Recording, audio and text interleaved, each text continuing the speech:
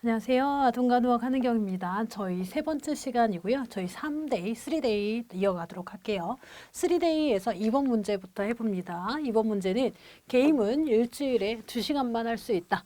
이거 뭐예요? 한계를 설정한 거 아니에요? 여러분들도 뭐는 뭐 얼마나 할 수 있다, 얼마큼 할 수 있다, 제한을 두는 거잖아요. 제한을 두는 거는 자기 제어를 하면 좋지만 못하는 상황에서 자기 제어를 할 수 있도록 도와주는 훈육의 방법이다라고 할 수 있고요. 얘를 훈육의 방법에서는 한계 설정이다라고 얘기를 할 수가 있어요. 그래서 어떻게 뭐다 한계 설정이다라고 할 수 있고요. 훈육이라고 하는 것은 어떤 거예요? 부모의 역할 행위 중에 한 방법이고요. 훈육이라고 하는 것은 바람직한 행동을 가르치거나 행동을 조절하는 일련의 규칙이다라고 얘기를 할 수가 있겠고, 훈육의 방법에는 여러 가지가 있어요. 보기에 보시면 긍정적 강화다, 5번에 부정적 강화다라고 얘기를 하는데, 긍정적 강화와 부정적 강화는 행동 수정요법이다라고 할 수가 있어서 긍정적인 행동에는 보상하고 부정적인 행동에는 무시하는 방법을 이용하는 걸 행동 수정이다라고 할 수가 있고요.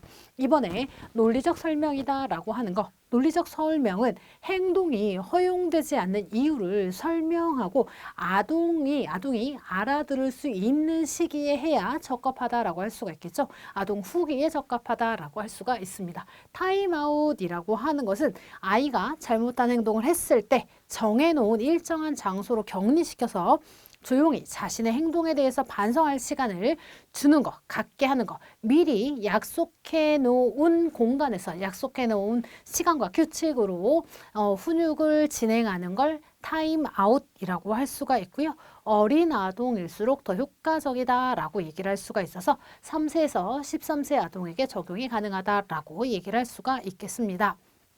이거 외에 우리가 어떤 것도 있어요? 결과의 체험이라고 하는 훈육 방법도 있는데요. 결과의 체험이다라고 하는 것은 잘못된 행동의 결과를 스스로 체험하도록 내버려 두는 걸 결과의 체험이다라고 할 수가 있고요. 방향의 수정이라는 것도 있어. 방향의 수정이라고 하는 것은 문제 행동을 없애기 위해서 다른 활동이나 사물로 아동을 전환시키는 거. 얘를 방향의 수정이다라고 할 수가 있어요. 이렇게 훈육 같은 경우에는 부모의 역할 행위다라고 했었죠. 훈육 외에 부모의 역할 행위는 어떤 것들이 있을까? 규칙을 정해주는 거, 일관성 있게 적용하는 거, 그리고 강화하는 거, 역할 모델을 제공하는 거, 이런 것들 모두 다 부모의 역할 행위다라고 얘기를 할 수가 있겠습니다. 이 훈육에 대한 것들도 자주 나오는 문제들이에요. 그래서 훈육의 방법, 어떤 것들이 그 방법이냐 정확히 개념을 잡고 가시면 좋겠고, 훈육의 방법에 체벌이 포함이 된다 안 된다? 체벌이 훈육의 방법이지만 체벌은 심각한 부정적인 결과를 초래할 수 있기 때문에 사용하지 않는 게 좋겠다. 왜냐하면 결국 훈육이라고 하는 것은 바람직한 방향으로 나아가도록 도와주는 것인데 체벌이 그런 역할보다는 부정적인 결과를 초래할 수 있기 때문에 사용하지 않는 게 좋겠다라고 얘기를 할 수가 있는 거죠.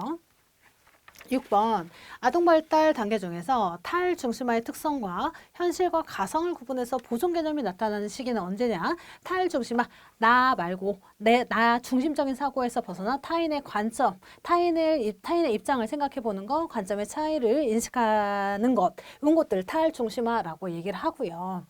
현실과 가상을 구분할 수 있다. 그리고 보존 개념, 보존 개념이라고 하는 것은 그 물질의 특성이 뭐 크기나 양이나 이런 것들, 그 그릇이나 이런 것들은 변할 수 있지만 그 물의 특성은 변하지 않는다는 거, 이런 것들을 보존 개념이라고 하죠. 이 탈중심하다, 현실과 가상을 구분한다, 보존 개념이 발생한다. 이거 어디서 나오냐면 피아제의 인지발달 이론 중에서 어디에 해당해요? 구체적 조작기에 해당한다라고 얘기를 할 수가 있어요. 그래서 이 탈중심화, 현실과 가상 구분, 보존 개념 다 어디에 해당한다? 구체적 조작기에 해당한다. 조작이라고 하는 것은 사고하고 뭔가를 해낼 수 있는 능력이다. 이렇게 가닥을 잡으시면 쉽다 했어요. 그래서 인지 발달이라고 했고 사고할 수 있고 사고할 수 있는 단계는 총 4단계로 나뉘어지고 사고할 수 없는 단계의 감각 운동기, 감각적으로 움직인다, 본능적으로 움직인다, 감각 운동기다라고 할 수가 있겠고 구체적 조작기 전에 전 조작기라는 게 있는데 전 조작기는 전 개념기와 직관적 사고기로 나뉘어지더라. 그리고 구체적 조작기를 지나면 형식적으로 뭔가를 한다. 형식적 조작기로 이어진다라고 얘기를 할 수가 있어요.